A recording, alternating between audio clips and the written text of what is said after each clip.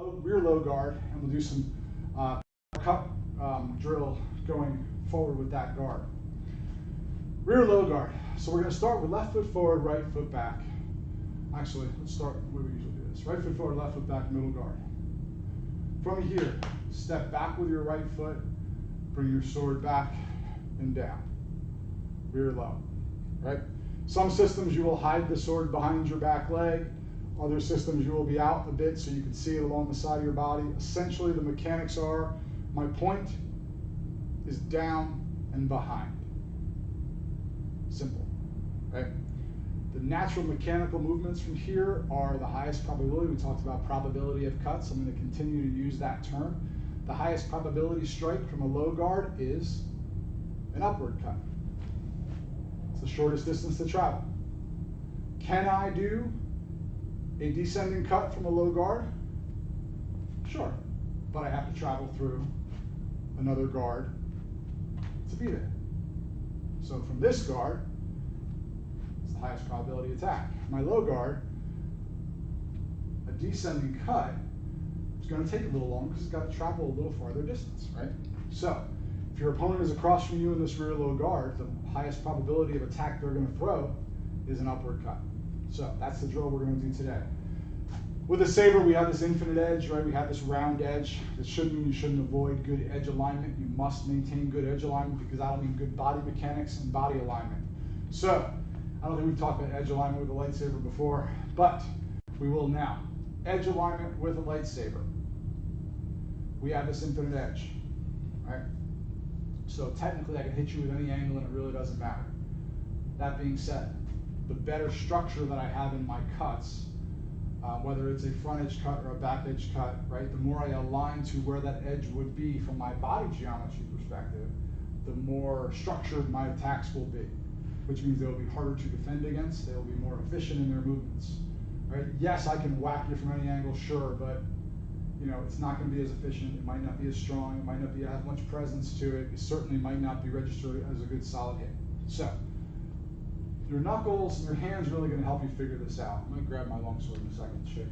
So, I grip this saber nice and comfortably, right? My knuckles align to where my front edge of the blade would be. So, knuckles, front edge. Back of my hand, back edge. Pretty simple, right? If I grab my longsword for a second here, right? You can see clearly an edge, right? Clearly an edge. Front edge is the edge on the side of my knuckles, the side I'm cutting into with. That's the front edge. The back edge is the side on the back of my hand. So yes, I can do back edge attacks. Yes, depending on the weapon, some parts of the back edge are sharp. Long swords do both sides, and sabers, the top quarter or third might be, depending on the type of weapon you have, right? The back edge will be sharp or can be used as a back edge cut. I want to make sure that I apply that same mechanics, right, that same alignment to my LED saber, right? If I don't, I lose out on a lot of benefit, right? So here, practice proper edge alignment. So again, my knuckles represent my front edge of the saber, and back edge of the saber. Edge alignment drill. All right, cool. Let's do a cut from it. So, right foot forward, left foot back, middle guard. Step back into rear guard. All right. So depending on where system and what school and how you want to approach this, I may hide my blade behind my leg. Hopefully you can't see it in the video. Yeah, you can. There it is. It could be out in front of me. Really depends on what I want to do. For our drill today, we're going to do a very simple leading edge ascending cut from the hip to the shoulder, clavicle. I can do this cut from under the arm and up. I can do it to the leg and up, right? It really is a cut going from the lower right quadrant to the upper left quadrant from your perspective, right? So if my opponent is mirroring my stance, so they are left foot forward as well, they are here, right? I am here. My cut is coming up to their outside. I always want to step in because I want the strength of my hip driving my cut. I don't care if you're doing a downward cut, horizontal cut, you want your whole body in that cut, right? So I don't want to cut this up to the right, move my hips to the left. I can't even do it sometimes, right? You just don't get as much power. I'm not saying it wouldn't work. Hey, if you're in a fight and it scores you a point where you win an event where you can live for another day, good on you. You survived. Awesome, right? Doesn't mean you want to practice that technique. Just means you happen to get lucky and survive or get to that point.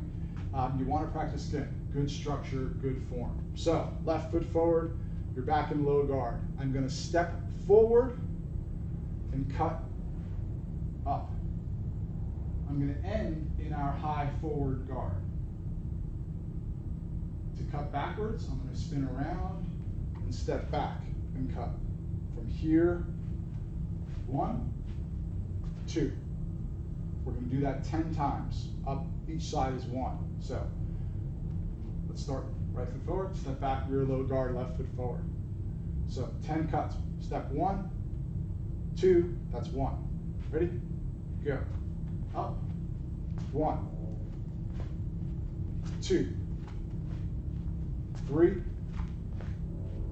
4, 5, 6, 7, 8, 9, 10. Good. Switch feet. Let's do this. Let's start left foot forward, middle guard. Step back with that left foot into rear low guard. Why am I doing that? Pause. Tangent. Why am I doing that? Because it's a guard. We're going to talk about invitations in a few minutes. But by moving from middle guard back into low guard, hopefully the camera caught that feeling of me moving backwards. I want to draw my opponent into me, especially if I see them get into a very aggressive guard, right? I want to try to trigger their response to attack me. They come forward, I can step back with my strike, right? They come forward, I can step out with my ascending strike. Remember the 8 directions that we move in the footwork drill? If you didn't watch that, check it out. 8 directions of walking. I can apply these cuts in all those directions. Right? The trick is, and we'll talk more about invitations, but it's an invitation. The movement is an invitation.